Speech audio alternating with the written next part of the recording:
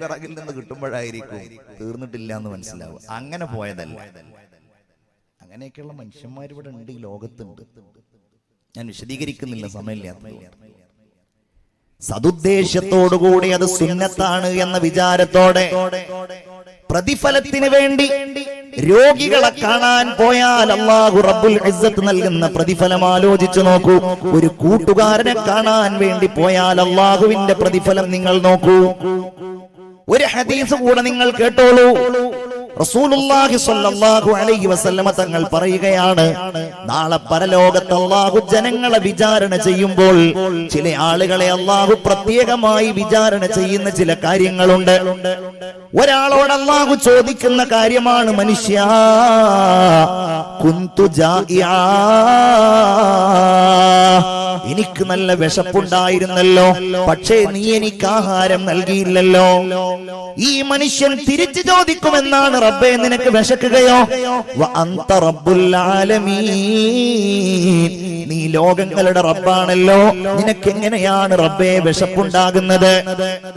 അല്ലാഹു അതിന് മറുപടി പറയുമെന്നാണ്, മനുഷ്യ നിന്റെ അടുക്കൽ ഉണ്ടായിരുന്ന ഒരാളുണ്ടല്ലോ, നിന്റെ അയൽവാസി ഉണ്ടല്ലോ, നിന്നും നീയുമായി ബന്ധമുള്ള വ്യക്തി ഉണ്ടല്ലോ, അയാള് വിശപ്പ് കാരണം പ്രയാസപ്പെടുന്നയാളായിരുന്നു. ദാരിദ്ര്യത്തിൽ അയാൾക്ക് വിശപ്പുണ്ടായിരുന്നു, അത് നിനക്കറിയാമായിരുന്നു. എന്നിട്ടും ആ വിശപ്പിനെ പരിഹരിക്കാൻ നീ തയ്യാറായില്ല. നീ എങ്ങാനും അയാൾക്ക് ആഹാരം നൽകിയിരുന്നുവെങ്കിൽ നീ അത് എനിക്ക് ആഹാരം നൽകിയതുപോലെയായിരുന്നു. അല്ലാഹു വേറെ ചില ആളുകളോട് ചോദിക്കുന്ന ചോദ്യമാണ്, മനുഷ്യ എനിക്ക് രോഗമുണ്ടായിരുന്നല്ലോ, എന്തുകൊണ്ട് നീ എന്നെ സന്ദർശിച്ചില്ല? അല്ലാഹുവേ നീ രോഗിയാവുകയോ? പടച്ചവനോട് ചോദിക്കും, പടച്ചവനെ നീ രോഗിയാവുകയോ?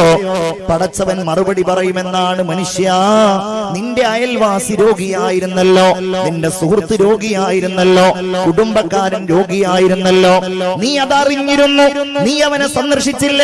നീ എങ്ങാനും അവനെ സന്ദർശിച്ചിരുന്നുവെങ്കിൽ നീ എന്നെ കണ്ടതുപോലെയാണ്, നിനക്കവിടെ എന്നെ കാണാൻ കഴിയുമായിരുന്നു എന്ന അർത്ഥത്തിൽ അല്ലാഹു ആ വ്യക്തിയോട് സംസാരിക്കുമെന്ന് ആദരവായ നബിയുനാ മുഹമ്മദ് മുസ്തഫ സല്ലല്ലാഹു അലൈഹി വസല്ലം. ഏത് കാര്യവും റബ്ബിന്റെ ദിക്റിലൂടെ, അല്ലാഹുവിന്റെ സ്മരണയിലൂടെ നമ്മൾ ചെയ്യുമ്പോഴാണ് റഹ്മാനായ റബ്ബ് സുബ്ഹാനഹു വ തആല മനസ്സിന് സമാധാനം നൽകുന്നത്. നിങ്ങൾ നോക്കൂ, സുപരിചിതമായി നമ്മളൊക്കെ പറയുന്ന ഒരു ഹദീസ് ഉണ്ടല്ലോ, സൽക്കർമ്മങ്ങൾ കൊണ്ട് അല്ലാഹു സമാധാനം നൽകിയ ഘട്ടങ്ങൾ. എത്ര സന്ദർഭങ്ങളാണ്. വളരെ ചെറുപ്പത്തിൽ തന്നെ നമ്മളൊക്കെ റിയാദുസ് സ്വാലിഹീനിൽ പഠിക്കുന്ന ഒരു ഹദീസ് ഉണ്ട്, നല്ലൊരു കഥയുണ്ട്. ബനൂ ഇസ്രായേലിൽ 3 ആളുകൾ യാത്ര പോവുകയായിരുന്നു. യാത്ര പോകുന്നതിനിടയിൽ അവർ ഒരു ഗുഹയിൽ കയറി. മഴയോ മറ്റോ കാരണത്താൽ അവർ ഒരു ഗുഹയിൽ കയറി. ഗുഹയിൽ കയറിയപ്പോ ഒരു പാറ ഉരുണ്ടുരുണ്ട് വന്ന് ആ ഗുഹാമുഖം അടഞ്ഞുപോയി. അവർ തള്ളി നോക്കി, അതിൽ നിന്ന് രക്ഷപ്പെടാൻ അവർക്ക് യാതൊരു മാർഗവും ഉണ്ടായില്ല. മുമ്പ് കാലത്ത് നമ്മളൊക്കെ ഇത് പഠിക്കുന്ന കാലത്ത് ഇങ്ങനെ അതൊരു സങ്കല്പമായിരുന്നു, ഈ ഗുഹയിൽ കുടുങ്ങുക എന്നുള്ളത്. എന്നാൽ ഇന്നത്തെ തലമുറക്ക് അതൊരു സങ്കല്പമല്ല. കാരണം 2018 തായ്ലൻഡിൽ 12 കുട്ടികളും അവരെ കോച്ചും ഗുഹയിൽ കുടുങ്ങിയത് ലോകം മുഴുവൻ കണ്ടതാണ്. ഞാൻ പറഞ്ഞപ്പോഴേക്ക് ആ സംഭവങ്ങളൊക്കെ നിങ്ങളുടെ മനസ്സിൽ ഇങ്ങനെ ഓടി വന്നിട്ടുണ്ടാവും. അപ്പൊ അങ്ങനെയുള്ള ഗുഹകളുണ്ട്, കിലോമീറ്റർ ദൈർഘ്യമുള്ള ഗുഹകളുണ്ട്. ആ ഗുഹയിലുള്ള പര്യവേഷണം വലിയ ഒരു സാഹസമാണ് എന്നൊക്കെ നമ്മളൊന്ന് മനസ്സിലാക്കി. പെട്ടുകഴിഞ്ഞാൽ പെട്ടത് തന്നെ അവസാനം ജീവൻ പോലും സമർപ്പിച്ചിട്ട് ആ ഗുഹയിൽ നിന്ന് ആളുകൾ രക്ഷിച്ചു കൊണ്ടുവന്നത് പത്രത്തിലൂടെ ഒക്കെ നമ്മൾ വായിച്ചു. ഇവിടെ രക്ഷാ പ്രവർത്തകന്മാരില്ല. ഇവർക്ക് ഒരേ ഒരു മാർഗമേ ഉള്ളൂ. ആ ഗുഹയുടെ ഉള്ളിലിരുന്ന് അവര് 3 ആളുകളും സംസാരിക്കുകയാ. ഇവിടെ നമ്മൾ കിടന്നു മരിച്ചു പോവുക മാത്രമേ മാർഗമുള്ളൂ. നമുക്കൊരു കാര്യം ചെയ്യാം, അല്ലാഹുവിനോട് ഇതിൽ നിന്ന് രക്ഷപ്പെടാൻ നമുക്ക് ദുആ ചെയ്യാം. അല്ലാഹു നമ്മെ രക്ഷിക്കും. അതിനെന്താ മാർഗം? നമ്മൾ ജീവിതത്തിൽ അല്ലാഹുവിന് വേണ്ടി ചെയ്ത, അവന് വേണ്ടി തന്നെ ചെയ്ത, അവന്റെ വജ്ഹിന് വേണ്ടി മാത്രം ചെയ്ത എന്തെങ്കിലും കാര്യങ്ങൾ ഉണ്ടെങ്കിൽ അത് റബ്ബിനോട് ഏറ്റു പറഞ്ഞിട്ട് നമുക്ക് അല്ലാഹുവിനോട് ദുആ ചെയ്യാം. മൂന്നാളും തയ്യാറായി. നമ്മൾ ചിന്തിക്കണം, നമുക്ക് അങ്ങനെ ഒരു ആവശ്യം വരികയാണെങ്കിൽ എന്തായിരിക്കും നമ്മൾ പറയാം? ആലോചിച്ച് നോക്കിയേ, ഏത് കാര്യം പറയാ? ചിന്തിക്കേണ്ട കാര്യമാണത്. ഇങ്ങനെ ഒരു സന്ദർഭം വന്നാൽ, നമ്മൾക്ക് ഇങ്ങനത്തെ ഇഷ്ടംപോലെ സന്ദർഭങ്ങളുണ്ട്. നമ്മൾ പലപ്പോഴും ഇങ്ങനെയുള്ള ഗുഹകളുടെ ഉള്ളിൽ അകപ്പെടാറുണ്ട്. ജീവിതത്തിൽ പലപ്പോഴും ഇങ്ങനെയുള്ള ഗുഹയുടെ ഉള്ളിൽ നമ്മൾ അകപ്പെടുമ്പോ ഇതുപോലുള്ള പ്രാർത്ഥനാ സന്ദർഭങ്ങൾ നിരവധി നമുക്ക് വരാറുണ്ട്. പക്ഷെ നമ്മൾക്കത് ഫലം കിട്ടാറില്ല, നമ്മളത് ചെയ്യാറില്ല. കാരണം അങ്ങനെ പറയാൻ എന്താ ഉള്ളത് എന്നുള്ളതാണ്. ഇതിൽപ്പെട്ട ഒന്നാമത്തെ ആള് പറയുകയാണ്, അല്ലാഹുവേ, എനിക്ക് ഉമ്മയും ഉപ്പയും ഉണ്ടായിരുന്നു, വൃദ്ധരായവർ.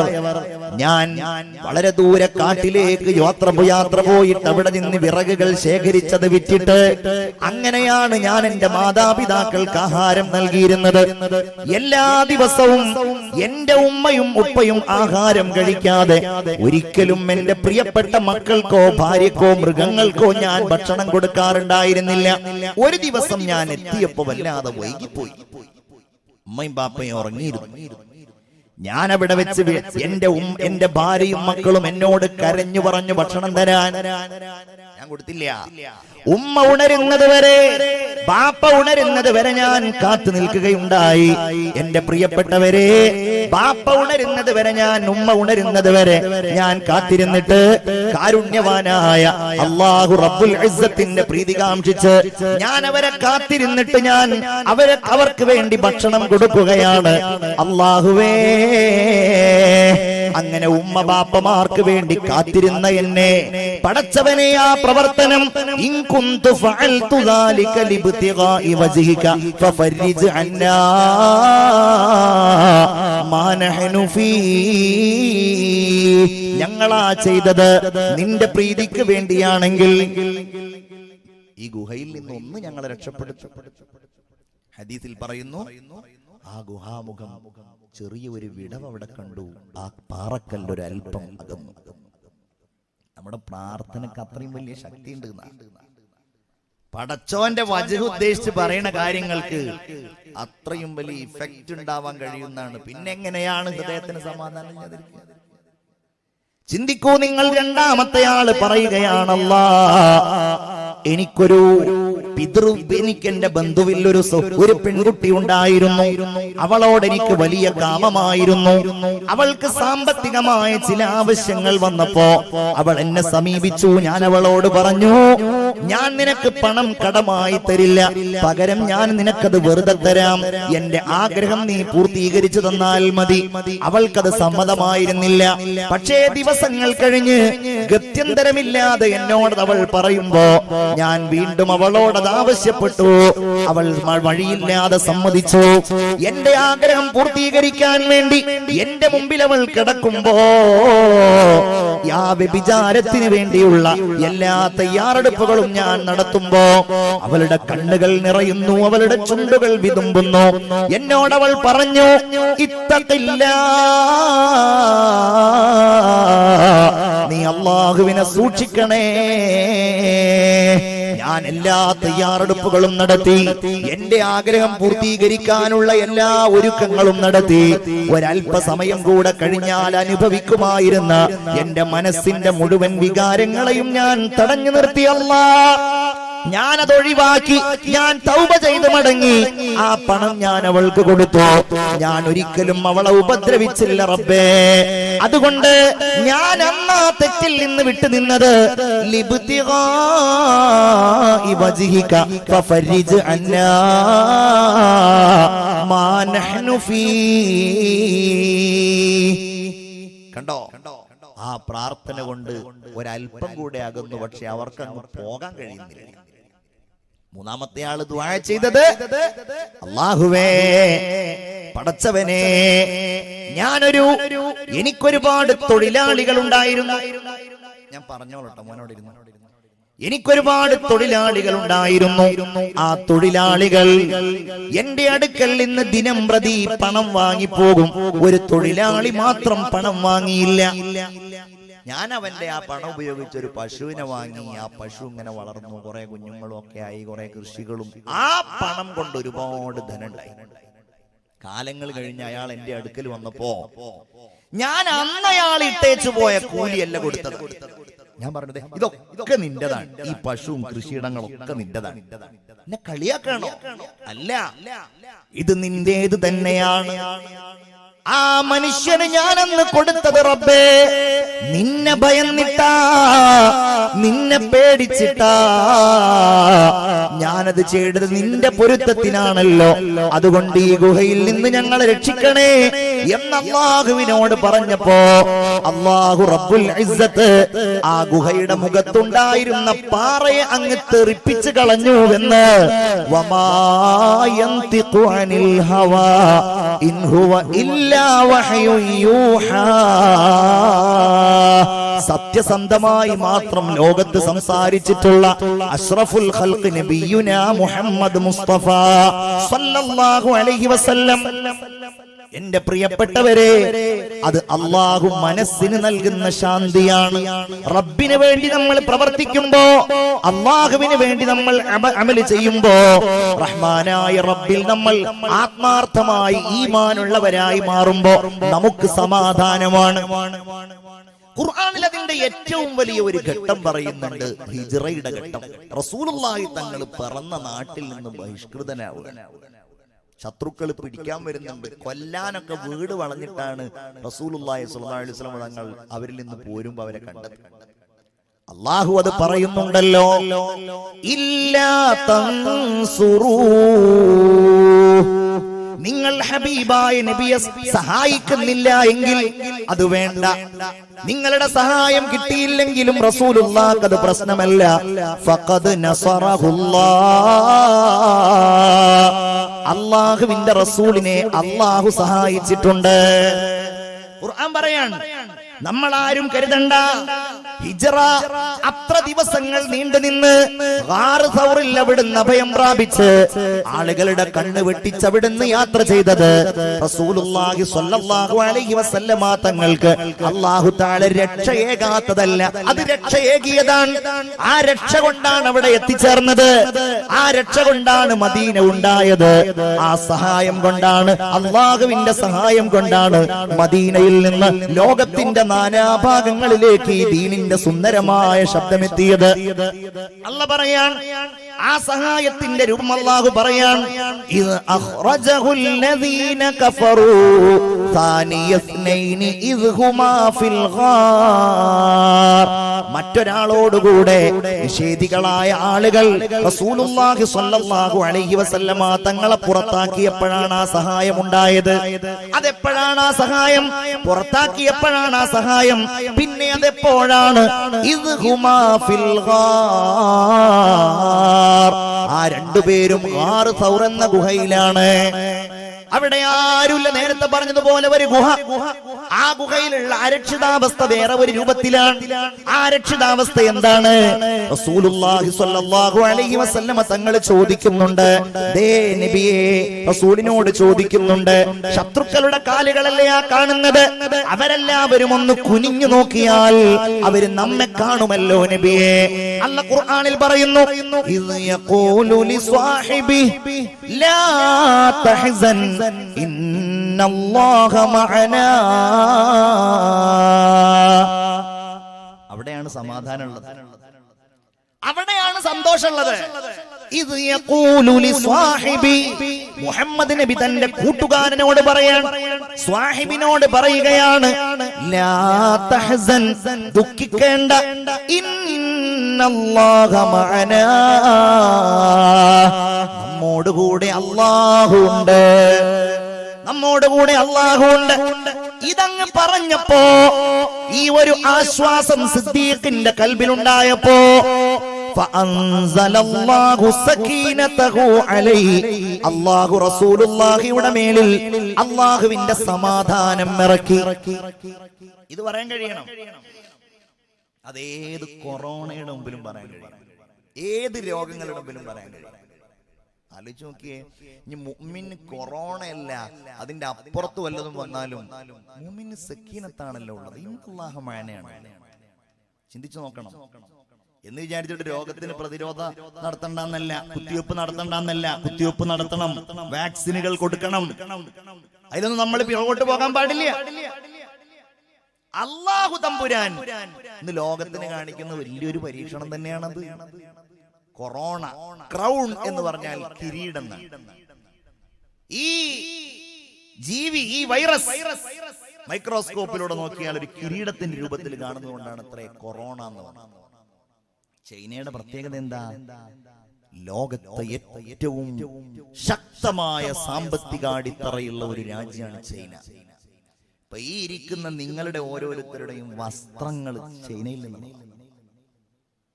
മൂല്യന്മാരുടെയൊക്കെ വസ്ത്രങ്ങളിൽ ഒട്ടുമിക്കതും ചൈനയിൽ നിന്നുള്ളതാണ്. പ്രത്യേകിച്ച് തൊപ്പി, തലപ്പാവ്, തസ്ബീഹ്, മാല, എല്ലാം ദിക്ർ ചെല്ലുന്ന സാധനം. എന്തിനാണ് പറഞ്ഞത്? നമ്മളുടെ മൊബൈൽ ഒരു ബ്ലേഡ് വാങ്ങിയാൽ അതുവരെ 1 രൂപക്ക് അത് വാങ്ങുകയാണെങ്കിൽ 10 പൈസ ചൈനയ്ക്ക്. ചൈനയിൽ അവിശ്വാസം മുമ്പേ ഉണ്ട്, ഇപ്പോഴും. അവിശ്വാസം എന്ന് മാത്രമല്ല, മതനിരാസം. ദൈവം എന്ന് പറഞ്ഞൊന്നില്ല. അവര് ചെറുപ്പം മുതലേ കാണുന്നത് യന്ത്രങ്ങളാണ്. എല്ലാം തസ്ബീഹ്മാല ഉണ്ടാക്കുന്ന യന്ത്രം, തൊപ്പി ഉണ്ടാക്കുന്ന യന്ത്രം, തലപ്പാവ് ഉണ്ടാക്കുന്ന യന്ത്രം, അങ്ങനെ എല്ലാം യന്ത്രങ്ങൾ കൊണ്ട്, റോബോട്ടുകൾ കൊണ്ട് അത്ഭുതങ്ങൾ സൃഷ്ടിക്കുന്നതാണ് ചൈനയിലെ കുട്ടികൾ കാണുന്നത്. അപ്പൊ ഓൽക്ക് അല്ലാഹ് പറഞ്ഞിട്ടുണ്ടെങ്കിൽ,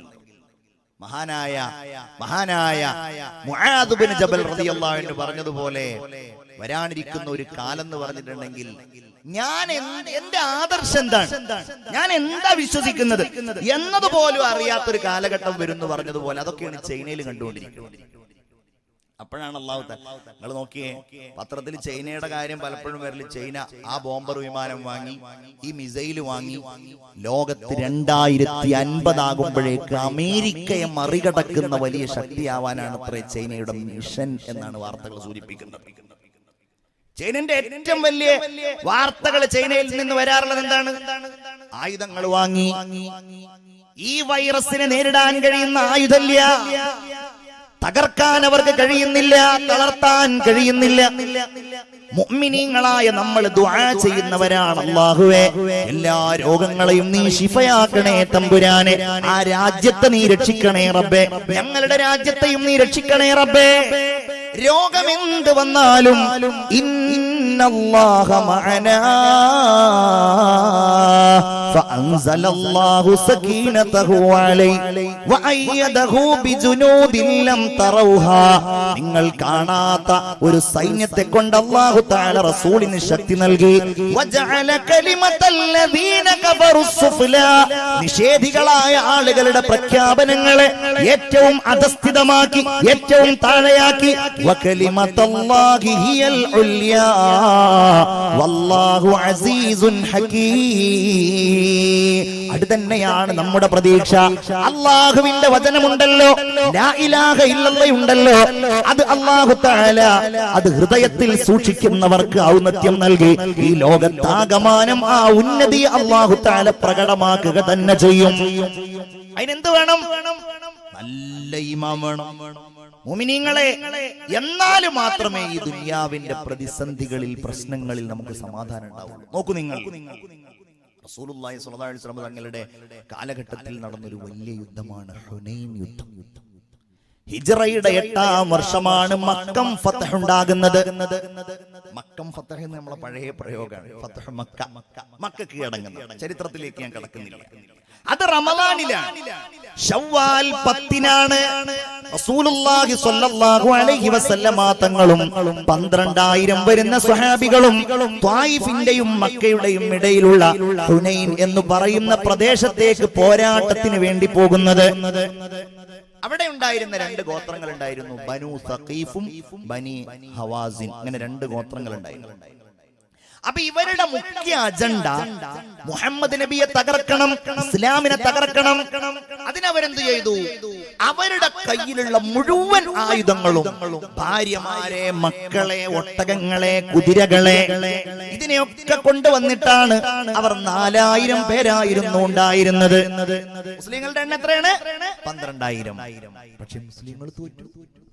അതാണ് ഞാൻ പറയുന്നത്, മുസ്ലിങ്ങൾ തോറ്റു. ഹുനൈൻ യുദ്ധത്തിലേക്ക് പോകുമ്പോ ഇവരുടെ ഈ സൈനിക ശക്തി കണ്ടപ്പോ സ്വഹാബികൾ ഇങ്ങനെ ഓരോന്ന് പറയാൻ. അപ്പൊ അവരിൽപ്പെട്ട ചില ആളുകൾ പറഞ്ഞു, ഇന്ന് ഏതായാലും ആള് കുറഞ്ഞതിന്റെ പേരിൽ നമ്മൾ തോൽക്കൂല. പറയാ, ആള് കുറഞ്ഞതിന്റെ പേരിൽ നമ്മൾ തോൽക്കൂല. ഇത് പറഞ്ഞു അവർക്ക് ഭയങ്കര വിശാല ഹൃദയം. അവരുടെ ഹൃദയത്തിന് യാതൊരു പ്രശ്നവുമില്ല, ഒരു പേടിയില്ല. അവർ ഒരു പക്ഷേ സാധാരണഗതിയിൽ ബദറിൽ കണ്ടതുപോലെ, ഉഹദിൽ കണ്ടതുപോലെ, ഖന്തഖിൽ കണ്ടതുപോലെ യാ ഹയ്യു യാ ഖയ്യൂം ആ വിളി അവിടെ ശക്തമാകുന്നില്ല. നാളുടെ എണ്ണം കുറഞ്ഞത് കൊണ്ട് നമ്മൾ തോൽക്കൂല. നമ്മൾ 12,000 ഉണ്ടല്ലോ, അവരെത്രയുള്ളൂ? 4,000. അങ്ങനെ യുദ്ധം തുടങ്ങിയപ്പോ പിന്തിരിഞ്ഞോടി ആര്? ചരിത്രം പറയുന്നു ആ യുദ്ധത്തിലുണ്ടായിരുന്ന 10,000 പ്ലസ് 2,000 ആളുകൾ മുസ്ലിങ്ങളായിട്ട് ഇസ്ലാമിലേക്ക് കടന്നു വന്നിട്ട് ഏതാനും ദിവസങ്ങളും ആഴ്ചകളും മാസങ്ങളൊക്കെ മക്കയുടെ ആ ഫതഹിന്റെ ദിവസമാണ് കുറെ ആള് മുസ്ലിം ആയത്. ഒരാദ്യം ഓടി. അത് കണ്ടപ്പോ ബാക്കിയുള്ളവരൊക്കെ ഓടി. ഹുനൈൻ യുദ്ധത്തിന്റെ ചരിത്രത്തിൽ കാണാൻ കഴിയും. അവസാനം ബാക്കിയായതാരാണെന്നറിയോ? നബിയെ, നിങ്ങൾ എവിടെയാണ്? ഞാൻ എവിടെയാണ്? തു അമീറേ ഹറം, അങ്ങ് ഹറമിന്റെ നായകനാണ്.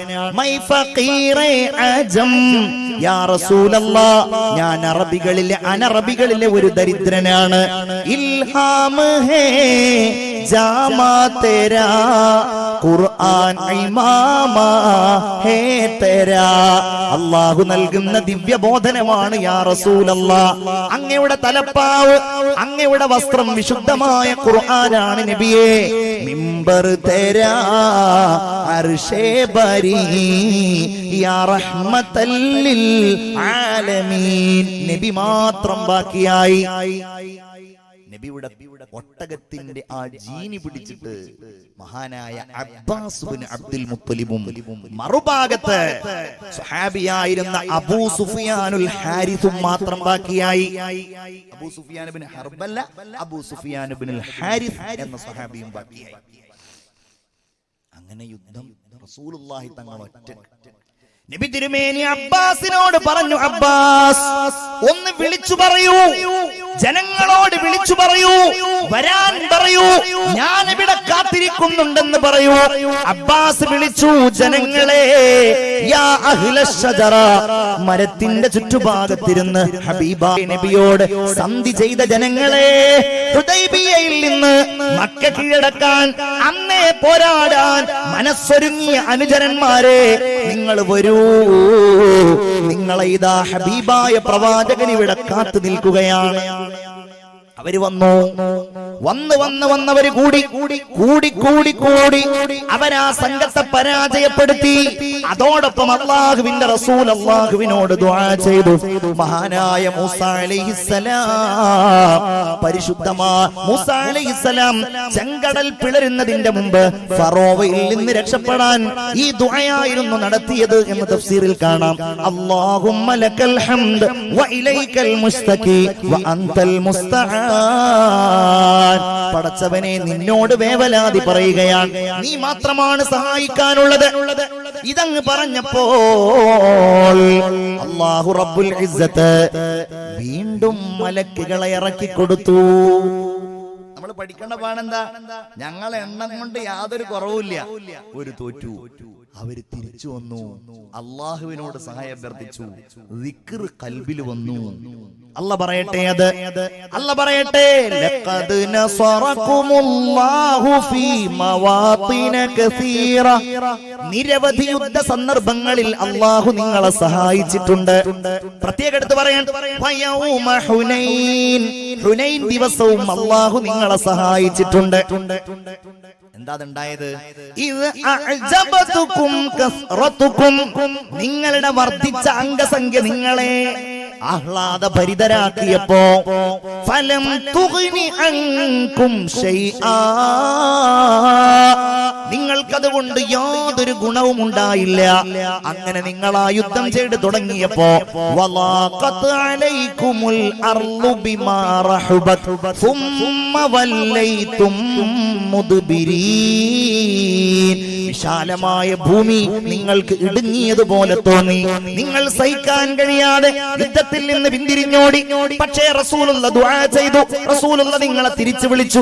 നിങ്ങൾ തിരിച്ചു വന്നു അല്ലാഹുവിന്റെ മാർഗത്തിൽ സമർപ്പിക്കാൻ തയ്യാറായപ്പോ ثم أنزل الله سكينته على رسوله وعلى المؤمنين, റസൂലിന്റെ മേലിലും മുഅ്മിനീങ്ങളുടെ മേലിലും അല്ലാഹു അവന്റെ സമാധാനം ഇറക്കുകയുണ്ടായി. وأنزل جنودا لم تروها, നിങ്ങൾ കാണാത്ത അല്ലാഹുവിന്റെ സൈന്യത്തെ അല്ലാഹു തആല ആ ഹുനൈൻ യുദ്ധത്തിൽ അവതരിപ്പിക്കുകയും ചെയ്തു.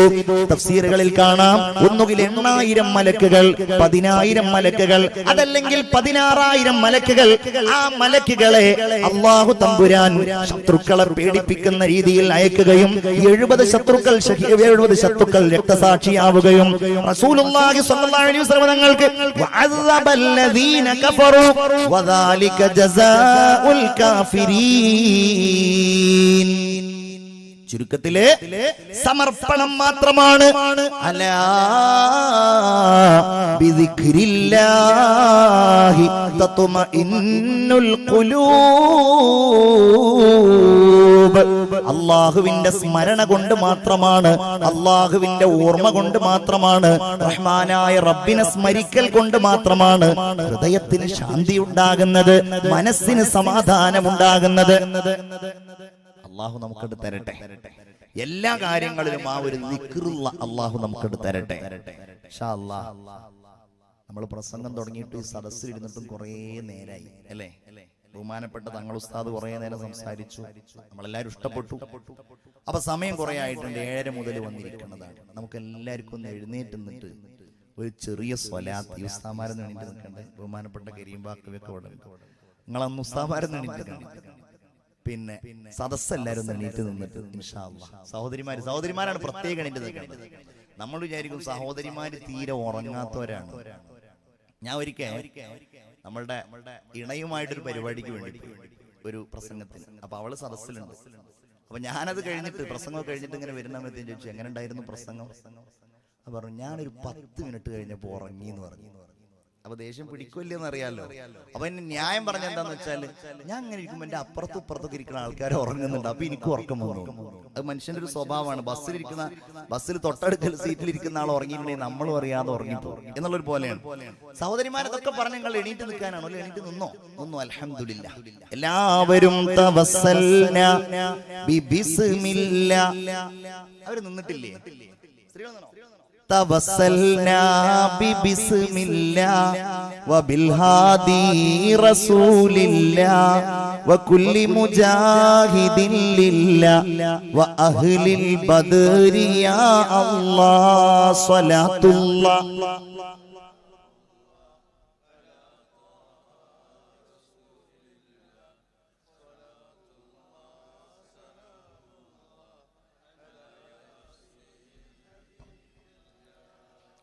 ഉറക്കും അശ്രദ്ധയുമൊക്കെ പോയി. ഇനി ബാക്കിയുള്ള സമയം ശ്രദ്ധാപൂർവം ഇരിക്കുമെന്ന് ഉറപ്പുള്ളവരൊക്കെ ഇരിക്കുക, അല്ലാത്തവരൊക്കെ നിന്നോളൂ കേട്ടോ, അല്ലാതെ വേറെ മാർഗമൊന്നുമില്ല. ഇൻഷാ അല്ലാഹ് ഒരു 11 മണിയുടെ ഉള്ളിലെങ്കിലും ആയിട്ട് ദുആ അടക്കം കഴിയണം ഇൻഷാ അല്ലാഹ്. പടച്ചോൻ സ്വീകരിക്കട്ടെ. അല്ലാഹു നമ്മുടെ ഈ വഅദ് കബൂലാക്കട്ടെ. അല്ലാഹു നമ്മുടെ ഈ ഖിദ്മത്തുകൾ സ്വീകരിക്കട്ടെ. അപ്പൊ ഇവിടെ വന്നിരിക്കുന്ന നിങ്ങളുടെ എല്ലാവരുടെയും മുമ്പിലൂടെ നമ്മളുടെ ഈ പ്രിയപ്പെട്ട മക്കൾ ഇൻഷാ അല്ലാഹ്, എന്താ പേരെന്താ? മുബാരിസ് ഇൻഷാ അല്ലാഹ്. മൂപ്പര് വരുന്നുണ്ട് ഇൻഷാ അല്ലാഹ്. നല്ലൊരു സ്വതഖ, നല്ലത് എന്ന് പറഞ്ഞിട്ടുണ്ടെങ്കിൽ ബിസ്മില്ലാഹിർ റഹ്മാനിർ റഹീം, നല്ലൊരു സ്വതഖ. സഹോദരിമാരൊക്കെ വീട്ടിൽ നിന്ന് ഇറങ്ങുന്ന സമയത്ത് 20 2 10 വന്നിട്ടുണ്ടോ എന്നുള്ളത് അല്ലാഹു ആലം.